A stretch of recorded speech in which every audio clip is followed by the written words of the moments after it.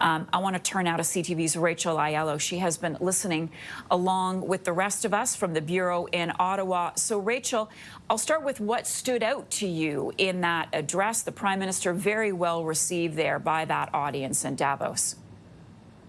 Yeah, absolutely. So really what stood out to me was something we were wondering if it would happen earlier today, Marcia, is whether the Prime Minister would address head-on the situation with Greenland. So while broadly the Prime Minister talked about kind of this like dichotomy between hard powers and middle powers, read between the lines there, hard power would be a country like the United States, Canada, according to the Prime Minister, more of a middle power, broadly speaking about how they need to move forward in different ways. But when it comes to Greenland, the Prime Minister said Canada stands firmly with Greenland and its right to determine its future.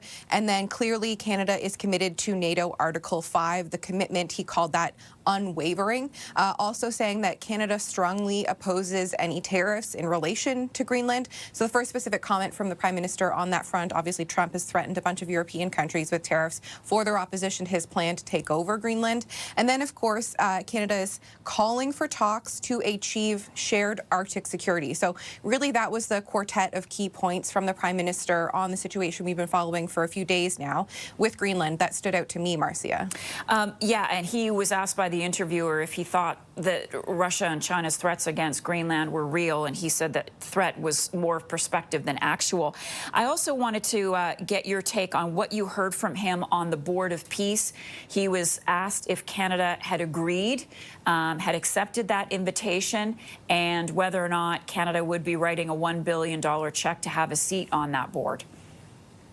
Yeah, so it sounds like what the Prime Minister is saying that, yes, we have received that invitation and Canada agrees in principle to participate in something to that effect. It really leads into the Prime Minister's speech and how he views Canada's role as a convening power, how the voice of Canada at a table like that could be of value. But clearly a lot of the who, what's, where's, why's, and how's of this peace board, as Trump has proposed it, would need some ironing out. It doesn't sound like Canada would put $1 billion on the table in any sort of pay-to-play capacity, suggesting that if money was going to be going towards this, Canada would want to see that money go directly to a situation like what we're seeing unfold in Gaza to ensure that it is helping the folks on the ground.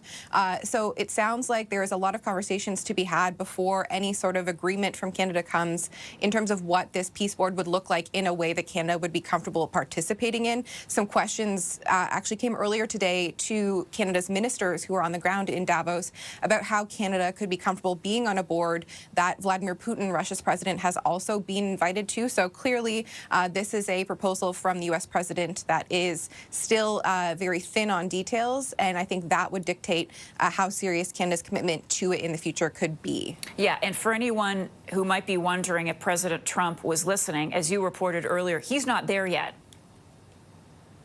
No, he's not. So the U.S. president is slated to arrive in Davos on Wednesday.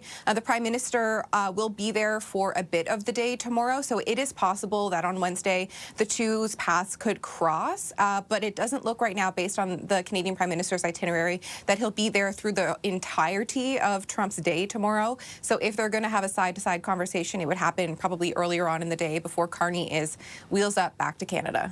Rachel Aiello for us. Rachel, appreciate your analysis. Glad you could stick around and help tail that Carney keynote for us. For more on this story, go to ctvnews.ca and the CTV News app.